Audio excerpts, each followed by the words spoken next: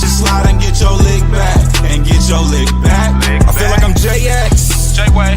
I'm a perfectionist. Adderall got me restless. I'm gone.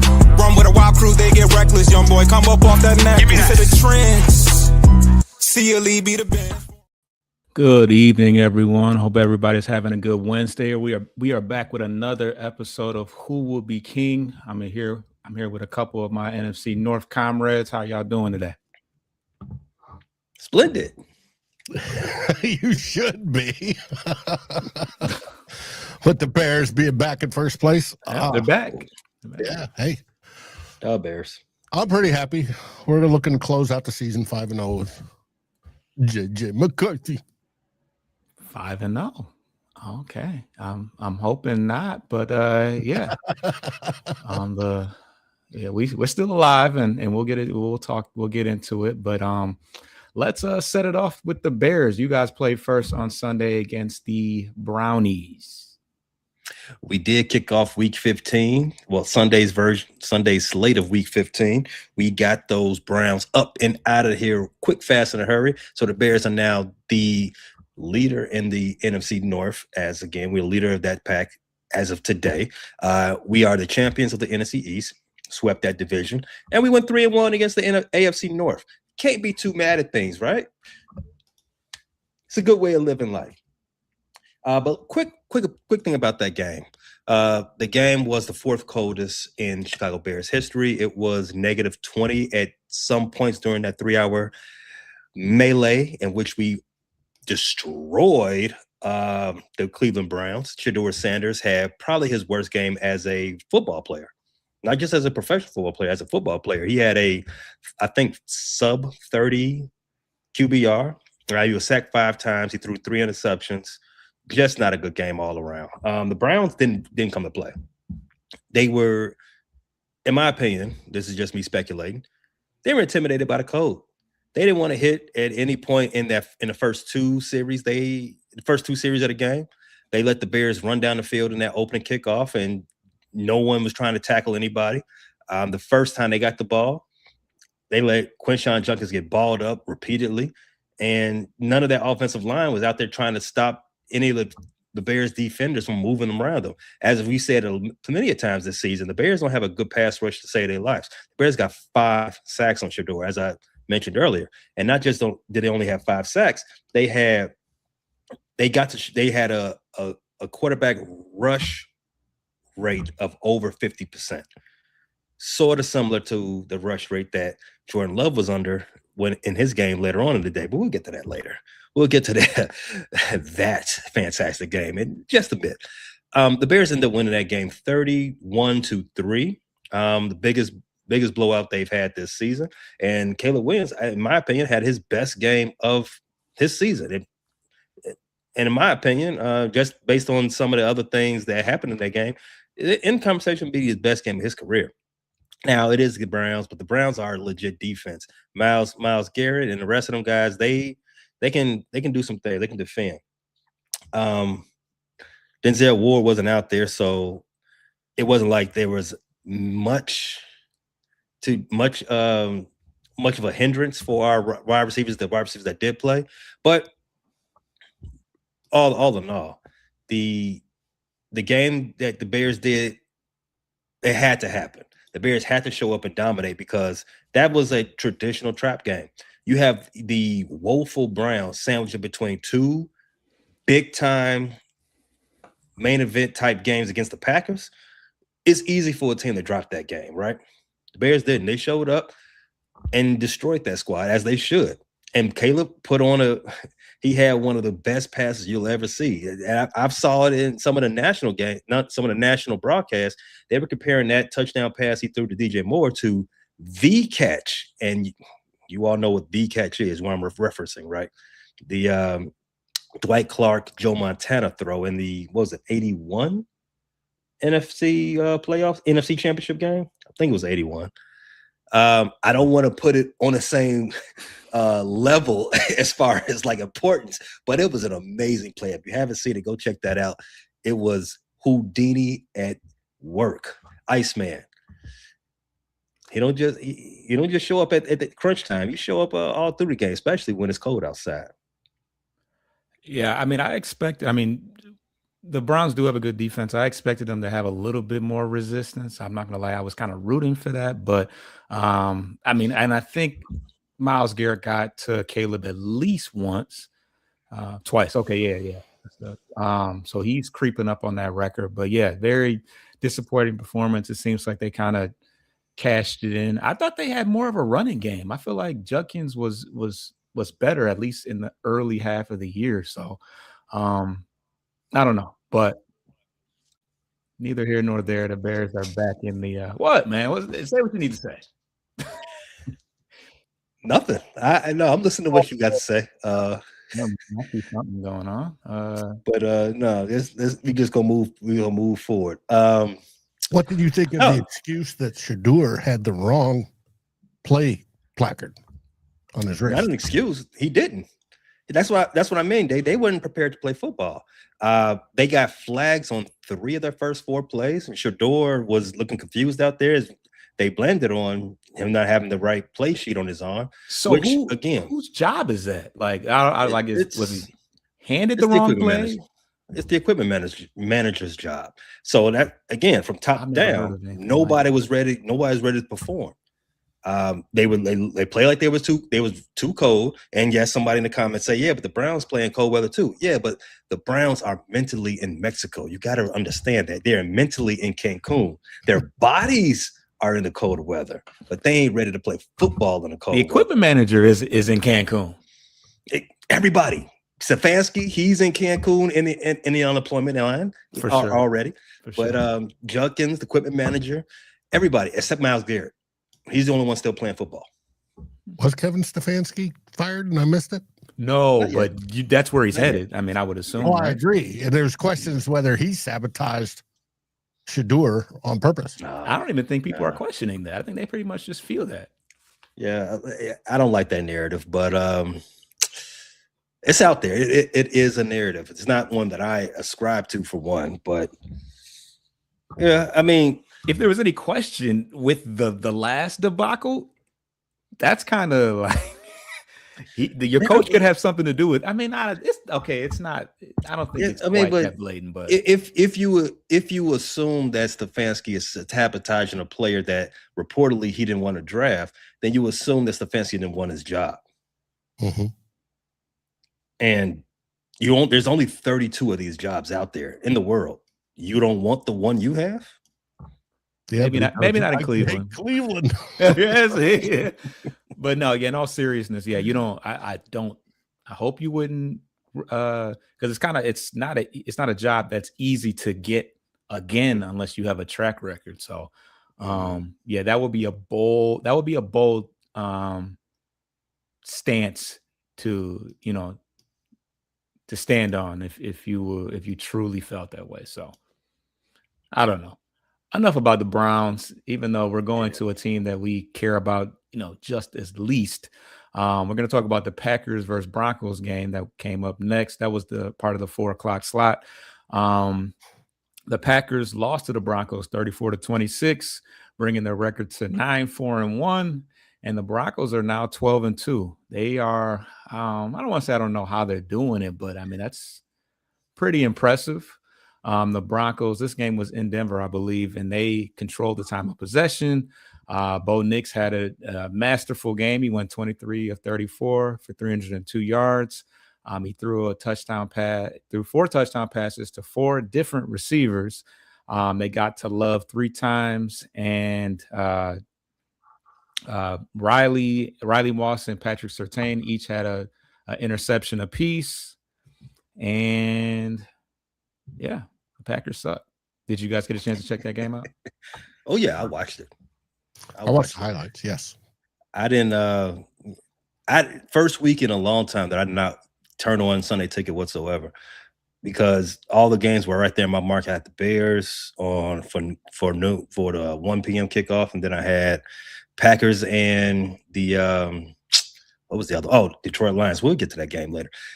Those 2 games were right there in my market, so I was locked in. That didn't have to watch Sunday Ticket whatsoever. Yeah, so I checked out a lot of this, and the thing that jumped out of the screen for me in that game was Bo Nix. Bo Nix carved that squad up like it wasn't like it wasn't anything, and that was the thing that shocked me most. Because one, I don't have a high opinion of what Bo Nix is out there doing as a quarterback. I mean, he's what 30? He was an elder second year player, Right. and to me, I think he's a little limited in some of the finer points of being a quarterback, but it didn't look that way. That way this past Sunday against the Packers. I think he had 123 quarterback rating. As you already stated, 4 touchdowns. He threw for 300, I think 315 yards, 302 yards, something like that, somewhere in the short range of 300. But it was a really good game. He hit all 4 of his touchdown passes were to different receivers. He was threading the needle. He threaded the needle between 3 receivers, 3 defensive backs on one of those touchdown passes. Oh my God. I did not expect that. I expected to see the Broncos maybe win a game late. At least that's what I wanted to see. But the way they went on a run, I think they when the Packers went up 14, was it 14-3 or something like that? And then the Broncos stormed back and went on a 23 run. I did not expect that. The whole second half was just a domination from the Browns. And not the Browns, but the Broncos. But the biggest loss the Packers took was number 1. Yeah, Micah tearing his ACL. Gotta find. Yeah, some good analysis from Joni Evans. The big losses in the game were Watson, who's always hurt, I feel like, and Micah Parsons, ended up tearing his ACL. He probably did mask a lot of the secondary issues, because that was one thing that early in the year I'm like, oh yeah, we can pass all over him.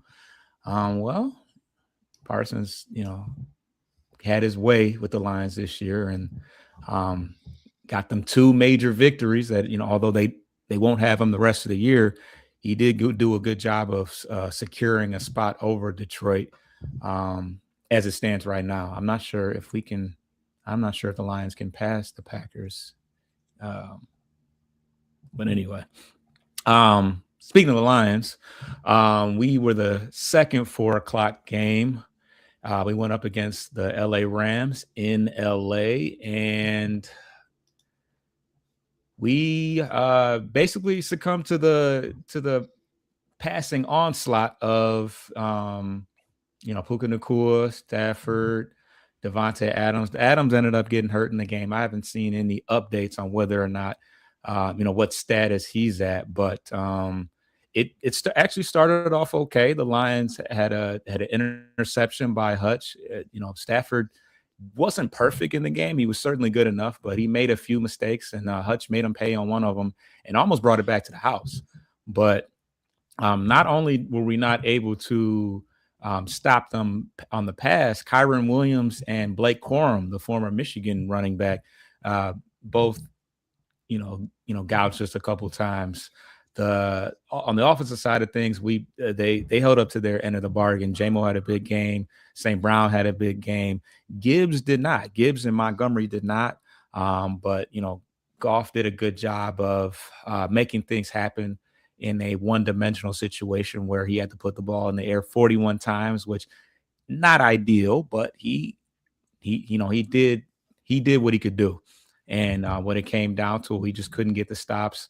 I know on their first drive, the Rams converted were 2 of 2 on 4th down.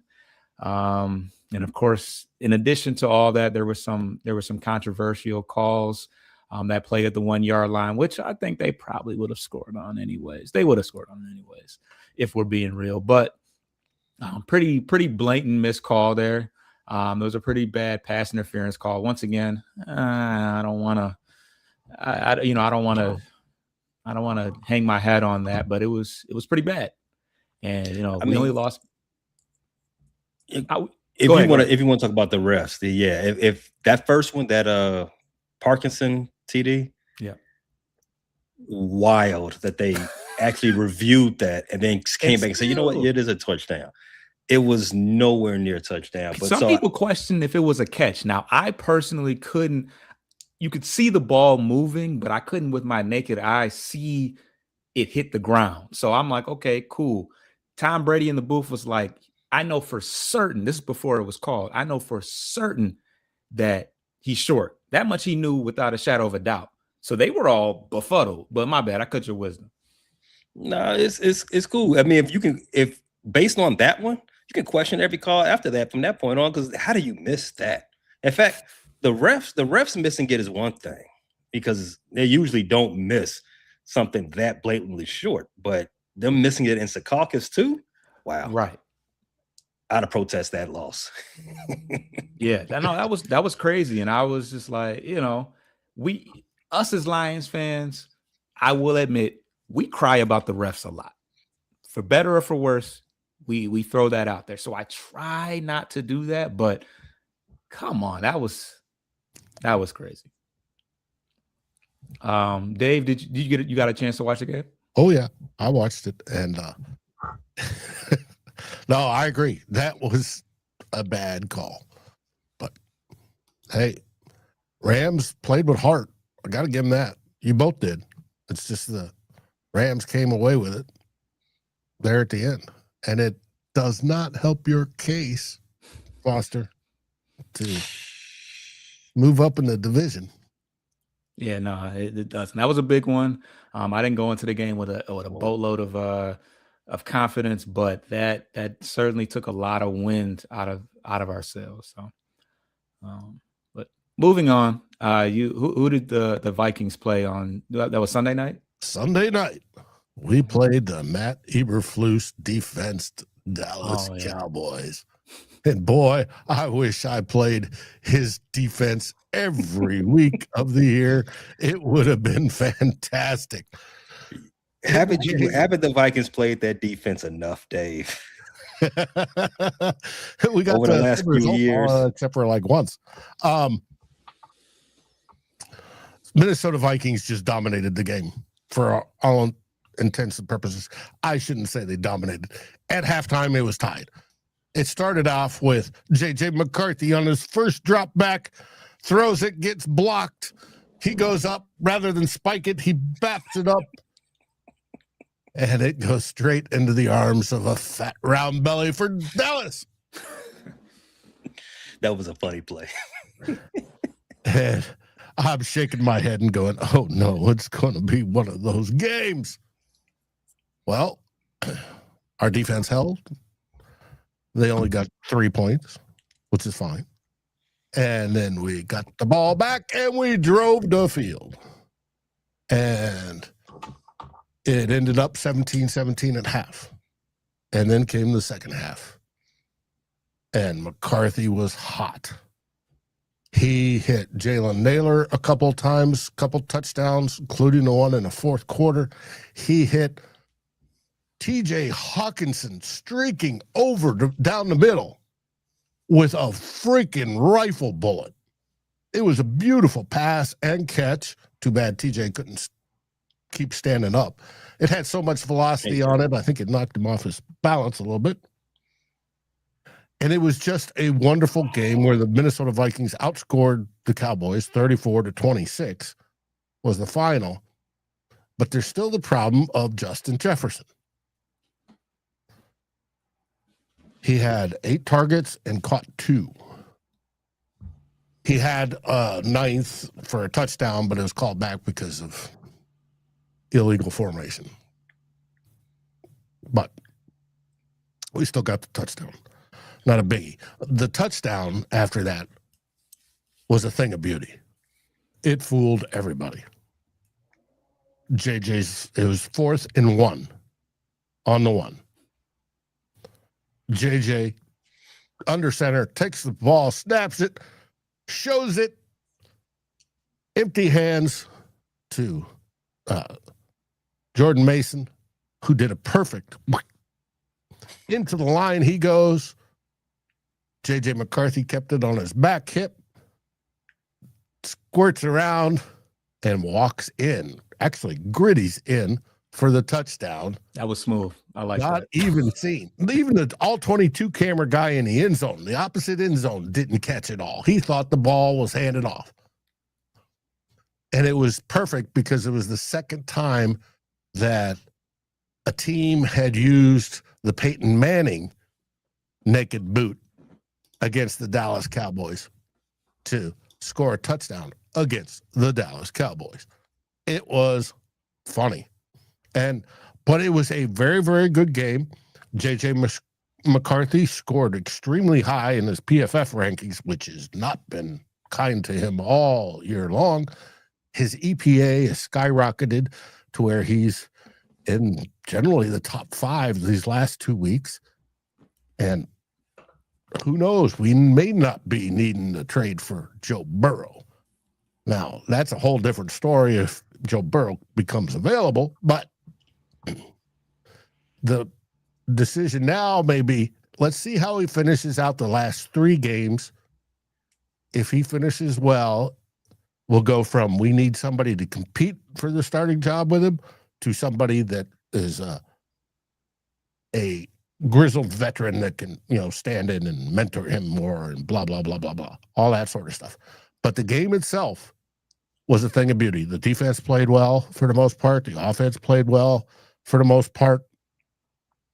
Now we've lost a couple guys from the game. We didn't have Christian Darrisaw, our left tackle, play because he had swelling on his knee, which is a worrisome thing because he's 14 months post his ACL tear and surgery.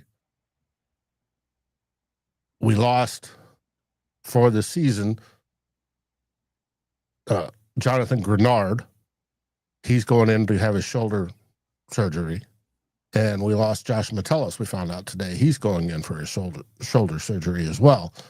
They're both put on the IR for the rest of the season, which is the 3 games.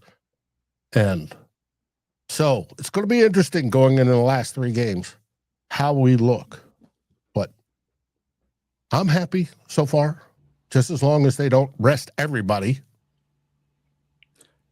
Coming out of that game, Dave, I had a lot of questions about your quarterback, J.J. McCarthy. But losing Grenard was kind of crazy because he was having a good game. I mean, some of the moves he was putting on the Dallas Cowboys offensive line was ridiculous. I'm like, man, that's a good ass player. But I had a lot of questions about J.J. McCarthy. One of them about him back-to-back good games. One of them about that gritty he did. But the question that I really want answered, who's actually throwing the ball to Justin Jefferson? Is it McCarthy or is it 9? Because whoever it really is throwing it, cut him. Now, this question came up on the Real Forno show on Monday night, and or something similar. And I said, I'm wondering if they're very good friends, right? And you've seen them at ball games together. They've done all sorts of things off the field together. They're friends. They really like each other. And, of course, Justin Jefferson's wanting to mentor him and lead him. And I'm wondering if there's some sort of mental block from both of them where JJ's going, I've got to throw it to the best wide receiver in the league. And he messes up, in the process. And Justin Jefferson on the other end is I've got to catch these for the young kid. And he messes up. And he dropped a sure touchdown in the end zone. That JJ hit him in the hands later, I think it's 3rd or 4th quarter, and he dropped it. He was open, got hit in the hands. Ball may have had a little zing on it, but it wasn't his 110-mile-an-hour rifle shot. And then JJ dropped it. Their Jets dropped it. And it's just like, I don't know. There's something mental because JJ McCarthy's in sync with Jordan Addison, has been since preseason, is in sync with Jalen Naylor, who turns out to be one of his favorite targets. It's just the Justin Jefferson thing has everybody scratching their head as to why. And I think both of them are overthinking it.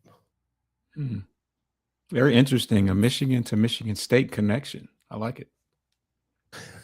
I don't know. Sometimes it looks like he's trying to throw it through Justin Jefferson. So, maybe they are friends, but. They are. Their lockers are side by side. I think it's just JJ, as in McCarthy, feels too much pressure throwing to the best wide receiver in the league. And Justin Jefferson feels too much pressure that he's got to make it perfect for JJ. And then it doesn't happen. Now, the one JJ threw a ball to Jefferson, and it was to the right, flat, and deep flat. And it went off the tips of Jefferson's hands. And you wonder, well, what the heck? Well, JJ was being hit at the time because Aaron Jones messed up blocking, and he tripped up Donovan Jackson, and Donovan Jackson's guy got to JJ right as he threw it, and it sailed a little slightly high. But I don't know. They've got to figure it out. Once they do, it's going to be magic. But they've got to get over this mental thing, the block that seems to be there. And it's puzzling why it is. All right. Well, they got a couple more games to get it figured out. Sounds Jonas like has this. overthinking, and JJ has the drops. Justin Jefferson has dropped more balls this year than he ever has. Yeah, very uncharacteristic. It's kind of odd to see what's going on right now, but it sounds like you got some reinstilled confidence in him. I feel like you were almost to the point where it was like, hey, sorry, but right. No, but we wanted to see improvement. We're seeing improvement, and we're seeing very good improvement. Now we're going to have to work on his footwork in the offseason. Ever since Kevin O'Connell said, we're going to stop worrying about the footwork and all that stuff. We just want you to go out and play and make the right decisions. It's been golden. He had his best game. He threw 15 for 24 for 250 yards. And if you take away JJ, as in Jets, out of his receivers, he was perfect. Another 2D touchdowns passed, another one ran in. He's the only quarterback that's done multiple touchdown throws and runs. Was it 5 times in his first 8 games? Starting. It's something. all right. So that wraps up week started with the Bears in week 1. Yeah. Right. Well, that wraps up week 15. On the other end of this, we're going to get to the preview for week 16. This is an ad for Midwest Cypress. If you are a hip hop fan, subscribe to the channel. We got some more content coming that way.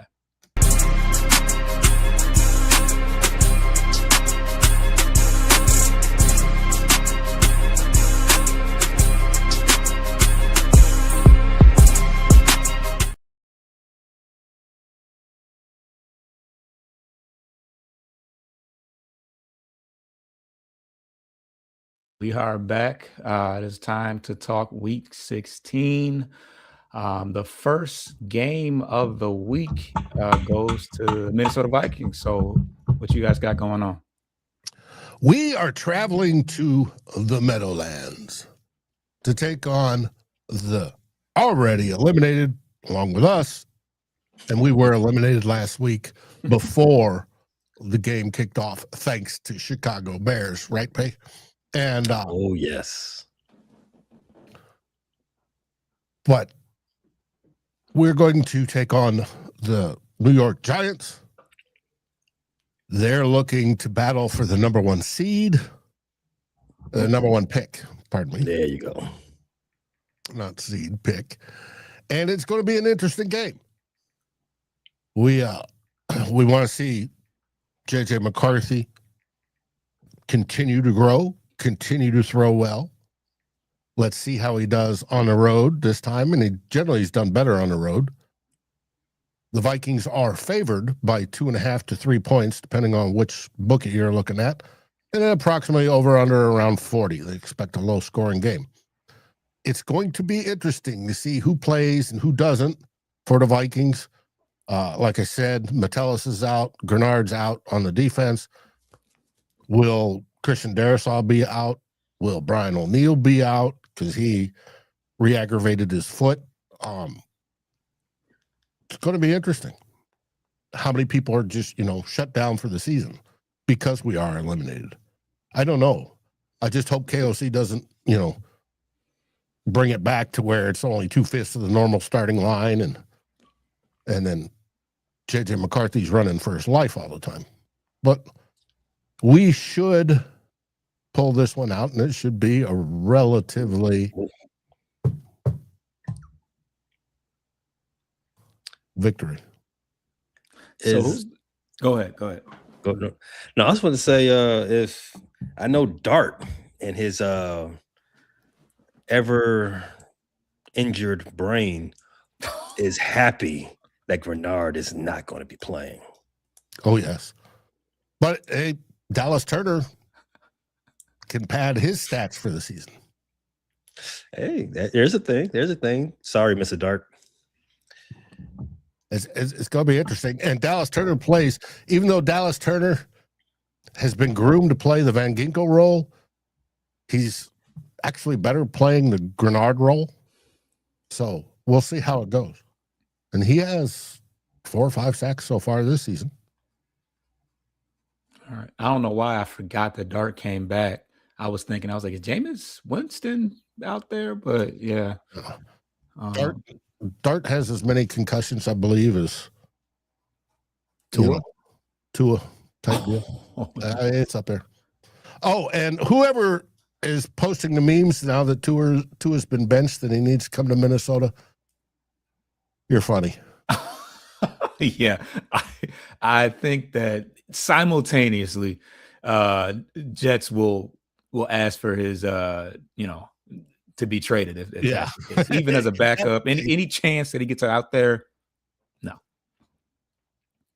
But all right, so that's the Vikings and Giants. The next game on the agenda is the Lions versus the Pittsburgh Steelers. Sunday afternoon. Yes. The Lions, the chances of us making the playoff are certainly bleak, especially if we lose that game. And I don't anticipate that we'll lose. We never lose 2 in a row. And the Jahmyr Gibbs, our best offensive player, arguably, he's simultaneous. Every other week he's had it's either 0 touchdowns, 3 touchdowns, 0 touchdowns, 3 touchdowns for the last 7 weeks. So he's due for his 3 touchdown performance. But yeah, our backs are against the wall. This is a home game. We perform pretty well at home, so I expect us to handle business. But the Steelers are coming off a dominant performance against the Dolphins, and I also forgot that they got Adam Thielen. Yes, they do. But he's now happy again playing football. Right. Yeah. He hated his life in Carolina. They're doing pretty good, aren't they? Oh, he made the comment after he was back in Vikings. No, when he was in Minnesota, he got disgruntled again for the second time. Back to Minnesota. And then he got traded to Pittsburgh and signed by Pittsburgh after we released him. He goes, I'm in love with the game again, or something to that effect. Wow. That's love platitudes in the background. Yeah. He's no longer right directly behind me. You say get him out of my way. Yeah. But yeah, as far as the Pittsburgh Steelers are concerned, they are 8-6 like the Lions are, but I think they're reaping the benefits of a very weak division. I think at one time we thought that the AFC North was amongst the likes of us, but the Ravens are having a down year. Burrows has got stuff going on, and he's been hurt most of the year. And neither side of the ball, I'm not really impressed by them. Obviously, Aaron Rodgers is Aaron Rodgers. He's a shell of himself, but it's just going to be important to keep him under duress. one thing about it is at one time he was better at, creating nothing out of something, but nowadays his, what is that, completion percentage over expectancy, it's very low in this day and age. And that's just due to the fact that he's not as elusive. He's just not, not where he used to be. DK Metcalf has been kind of a disappointment, and I'm sure there's some Steelers fans out there that probably wish they had George Pickens again. Maybe, I don't know. Maybe that's a take. Pickens plays great when he wants to play. Yeah, and that's rearing its ugly head in Dallas, or it did in the Lions game anyway. So, and the Vikings game, I don't know. He didn't have a very good. He didn't do that well. We had him bottled up. Yeah. So maybe I go too far, but yeah, even their starting running back, he's been injured, but the Gainwell, the dual threat backup running back, has kind of been a godsend for them. He's kind of bailed out my fantasy team a couple times too. So, salute to him on that, but let's, that's sore subject for pay. I won't say why. Afton says, I don't like guys who take plays off, or don't like guys. Well, in Pickens' case, he takes off practice and then shows up to the game 15 minutes prior. Yeah, we had one of the greatest of all time that did it. Yeah. Wait. Randy. Yeah. Shout out to Randy. Now, the Lions are not favored in this game. Yes. I found that out yesterday live. Well, not live, but during the show that I did with Jeff. We were not favored? I thought we were. No, I got found it out twice. Underdogs. +3 or +4. Oh, I thought they were given yesterday. They were given Pittsburgh 7 right now, but that's my research. Now it could be old, but let's see. Yeah. Wait. You said at one point Pittsburgh was a 7-point favorite. Is that what you just said? No, they were giving. Well, when you give them, see, I'm not good with the. It would have been at a neutral field 7 points. Yes. So when you're giving someone points, you're saying the underdog is underdog by X amount of points. By 7. That's when you use that phrase, right? So you're saying what you're saying, the phrase is the Steelers are giving the Lions 7 points, which means the Lions are a 7-point underdog. Maybe this can't be right, because right now I'm looking at PFF's tracker, and they've got Detroit favored by 6. Okay. Yeah, so that's what makes sense. Yeah. So that's and my bad. Sorry. No, you good. You good. I'm like, but yeah. So I think we've only lost one game. I think the only game we lost at home was we lost to Packers too, obviously, but we also lost to Minnesota at home. Yes.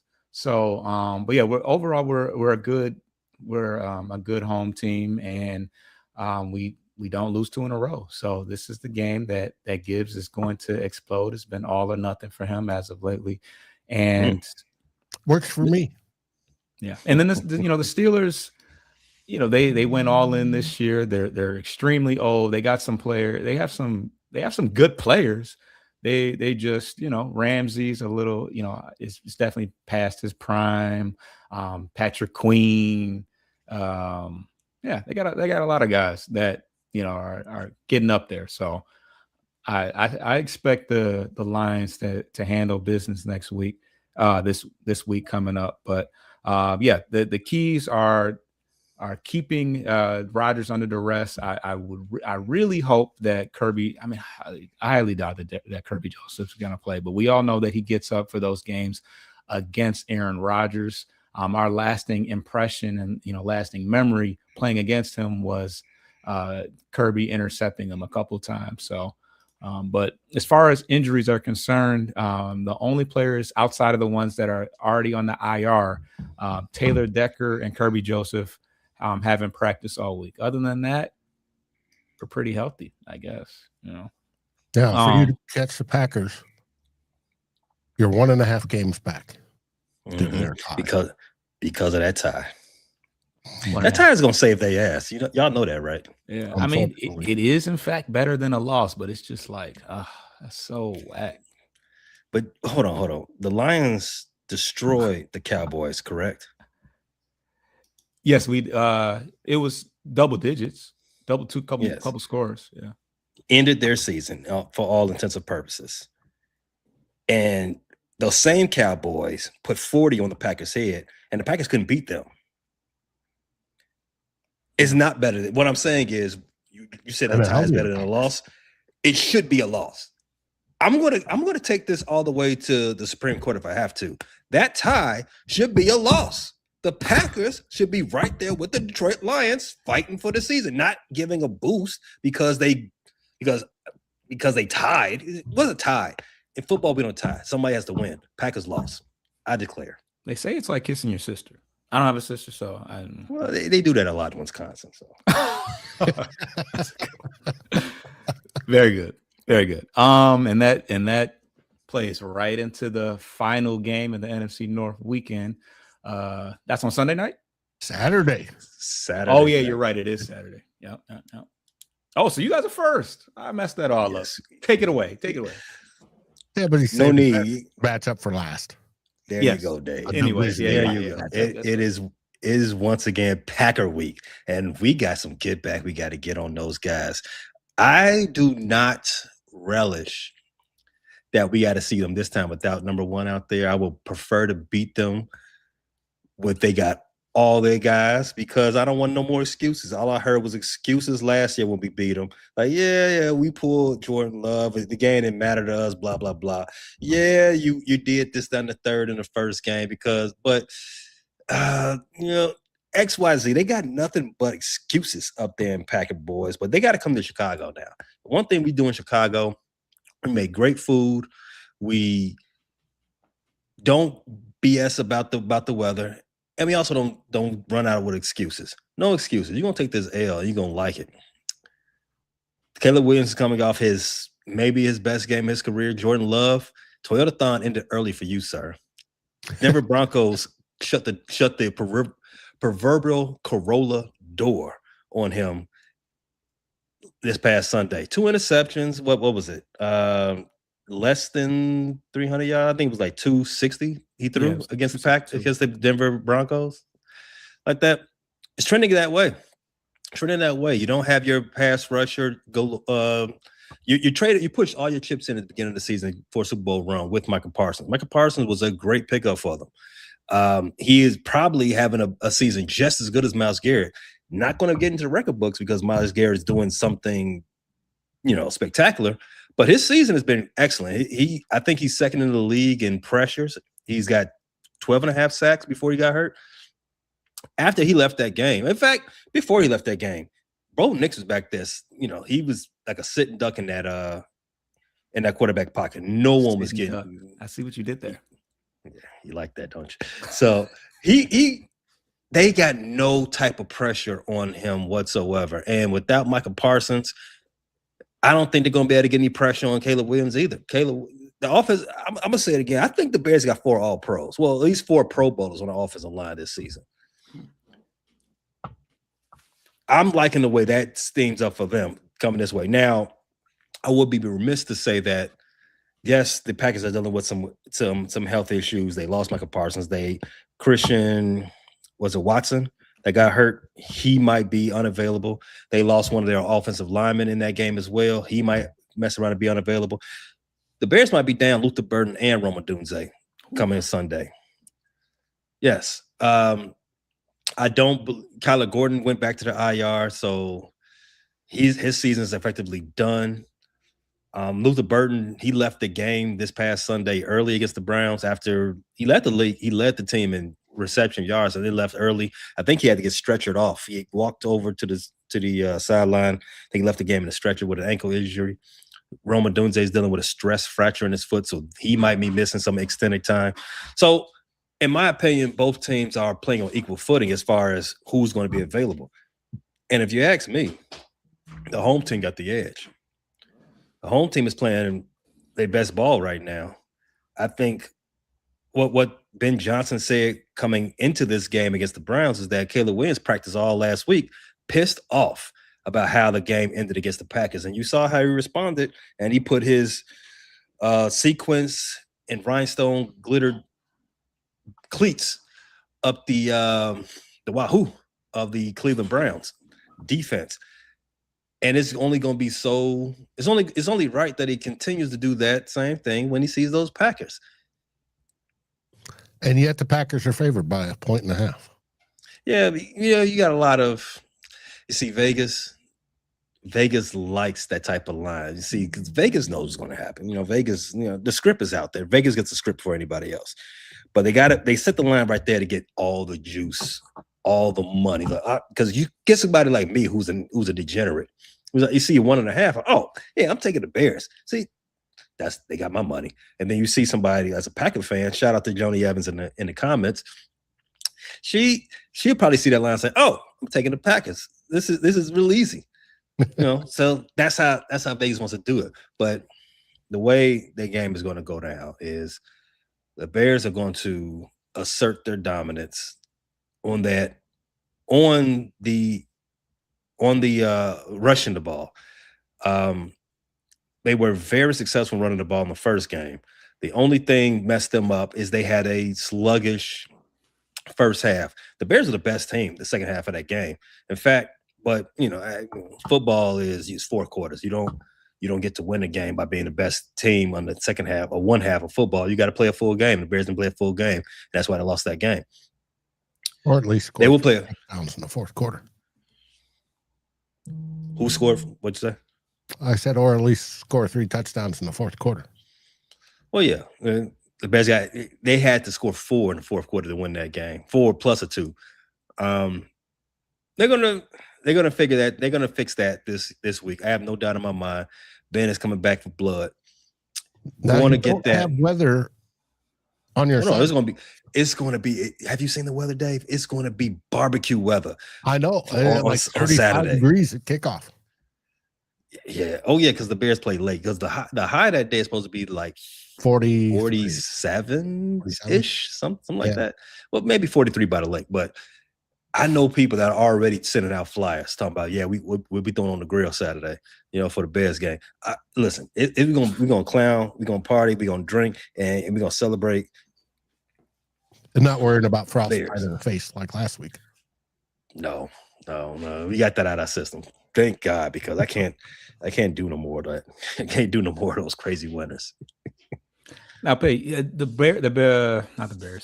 Jordan Love did have a rough game last week, and it was partially due to the fact that the Denver Broncos have the best defense, certainly had the best pass rush in all of football. They are head and shoulders above everybody else as far as sacks per game. But you completely downplay your pass rush. Do you see that being an issue, even with Watson, who's in and out of the lineup all the time anyways, but do you see that being an issue for you this week? Our pass rush has been an issue for multiple seasons. We generate a very, very little pressure on quarterbacks. Now, I did say earlier we got to Shedeur Sanders. We pressured him 1 out of every 2 dropbacks. His one good play he had in that game, in which he had I think it was a 45-yard completion to Isaiah Bond down the middle. Bears were in Tampa too, and if you watch the play, everybody's on the line.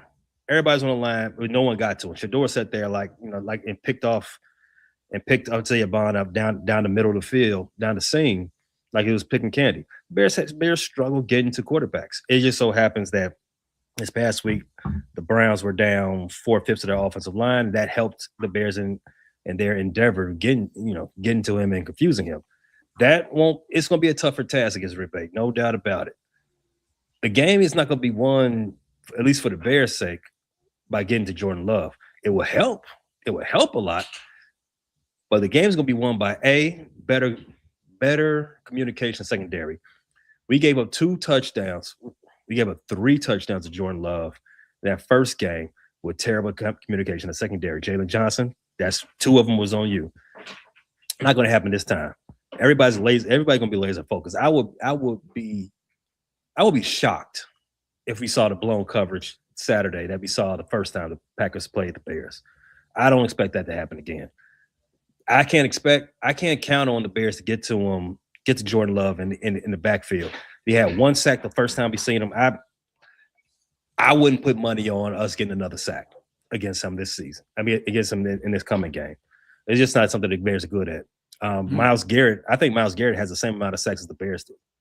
Something crazy. It's very close. Myles Garrett has 21 on the season. The Bears got like 25. And you said that he had an equally good season to Micah Parsons? Well, there's more to playing edge than just getting to the quarterback, right? There's a lot. He's creating pressures and let some of the other guys get in. Micah Parsons is a little bit more versatile for my money than Myles Garrett. But Myles Garrett was having, with 12 and a half sacks and second in the league in pressures is nothing to sneeze at. I didn't know whether he had. So Garrett doesn't have as many pressures. He just only. I'm not sure where. I don't think Garrett's not number one. He's not number one in that category. I think that's Hutch, for sure, but I'm not mistaken. It might be. It may not be Hutch, but yeah. For what it's worth, I guess pressures are important, but pressures are very important.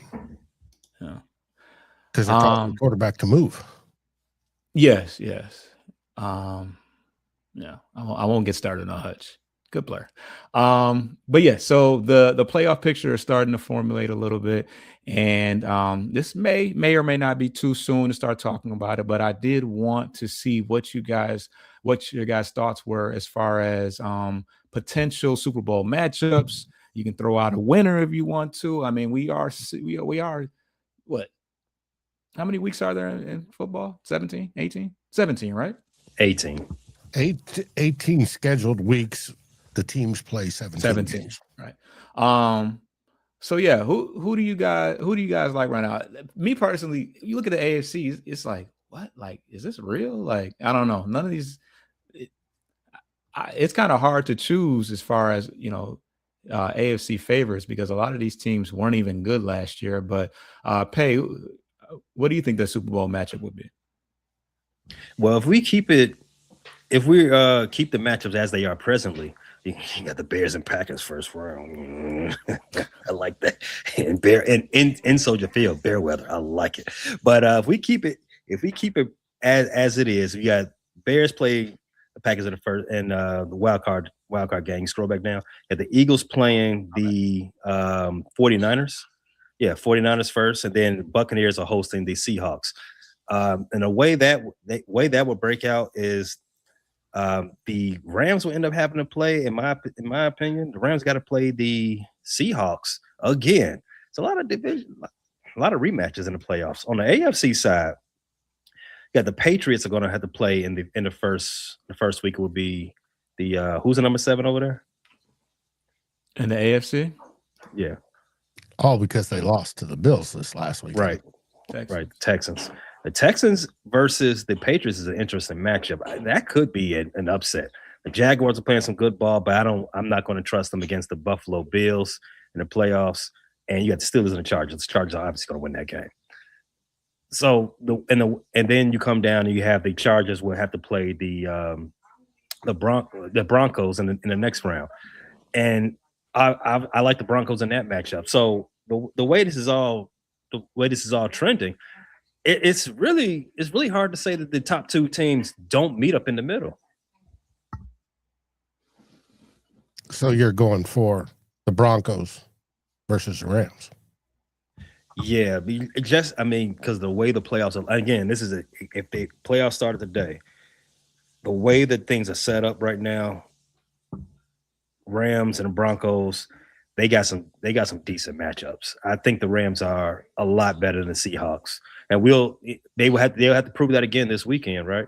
But if they play them in the divisional round of the playoffs, I expect the Rams to sweep them for the season, and then have a choice against the Bears and the 49ers. And right now, I would edge the I would slot the Rams into the Super Bowl from that perspective. Same thing for the Broncos. The Broncos now have the longest winning streak in the league after the Patriots loss. I think they've won 11 in a row now. The Broncos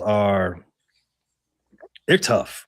They're not. You mentioned earlier that they're leading the league in team sacks. They're actually on pace to to have the most sacks ever for a defense, more than the 1985 Bears. That's what type of pace they are right now. Last year they led the league in takeaways. They don't have that. They're not a very good takeaway team this year. Now they're just a good, put your quarterback in the dirt team, and that's even better. So and if Bo Nix can have at least one game like he had against the Packers, that's all they need to get them to the Super Bowl. Dave? Well, I've always said team with the better quarterback wins 80% of the games. And the better quarterbacks in each division that are in the playoff hunt are for the AFC, it's got to be Buffalo. But when you get to these deep in playoffs, you need defenses as well. Defenses tend to step up and you need them. And it's hard to pick because I can't see Bo Nix rolling in there. I'd take Drake May over Bo Nix. But again, it comes to the whole team effort and you need the defense. The AFC is the toughest one for me to select. That's oof. I would have to go probably because Buffalo, they have Josh Allen, but they only have a running back. They have no receivers. It's AFC's weird. Yeah, I would probably go Drake May and the Patriots. Finally ended up because I can't see Bo Nix running the table. He might. He very well might. And Sean Payton works his magic with yet another quarterback. But I don't know. And for the NFC, right now it's Stafford. I can't see anybody but the Rams. So you would take the winner of the Steelers-Chargers to beat the Broncos in the divisional round? Is what you're saying?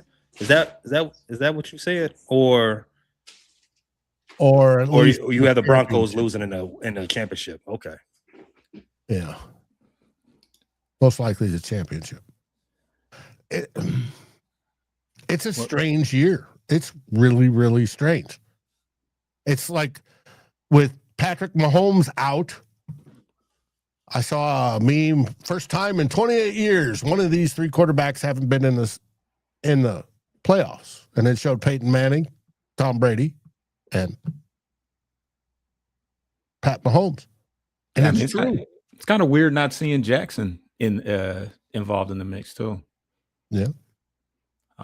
But my rule of thumb is a lot of these AFC teams, I couldn't have even told you the Jaguars are 10-4. Like, that's just mind blowing to me. But my rule of thumb is never believe anything the Chargers do. They get bounced every year in the first round.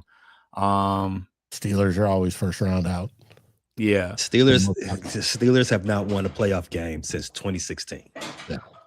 And they haven't been close in those games. All of those games they lost in the playoffs since then have been by at least 20 points. Mm-hmm. Wow. And now with that said, right now. Yeah, they have another matchup with the Ravens, so it could be their lead is tenuous at best. Who's got the tiebreaker? I will say this though: the Chargers have had the most beat up offensive line in the league, and the Steelers do have TJ Watt. So take that for what it's worth. Do they? Well, what did he say? He's got some type of. He had a punch. No, he had a collapse lung. Yeah. So I expect him to. By the playoffs, he should be up. I'm not a doctor. I haven't even been to a Holiday Inn. He's got to get into the playoffs. He's got to beat the Lions. He's got some work to do now. We're not getting ahead of ourselves. It's okay. I'm rooting against you too. I don't want to push them into the playoffs just yet, and expecting TJ Watt to play. I'm not a doctor. I don't play one on TV. I haven't even been at a Holiday Inn Express lately. So what I'm saying, take it for a grain of salt. But from what I've read, I do not think TJ Watt will have an extended absence. If they do make the playoffs, I would expect him to play. Yeah. Yeah, and I, echo that sentiment about, it's hard for me to see Bo Nix running the table.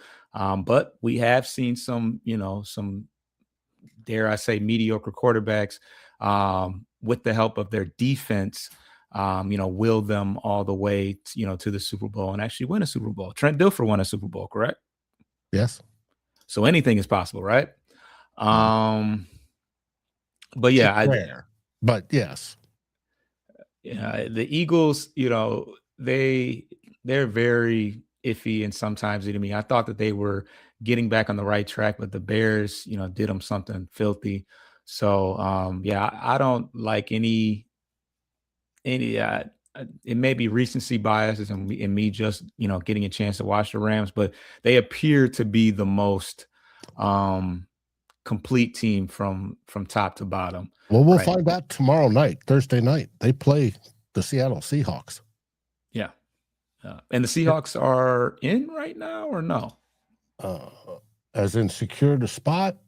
No, they haven't secured a spot yet. Oh, okay. Oh, yeah, not in, but okay, they're in the playoff. Okay, so yeah, that's a big game right there. That's got some implications. So the Rams have secured a spot. Seattle has not, but they've got tied records, 11-3. Rams won the first time, and then San Francisco is sitting there at 10-4.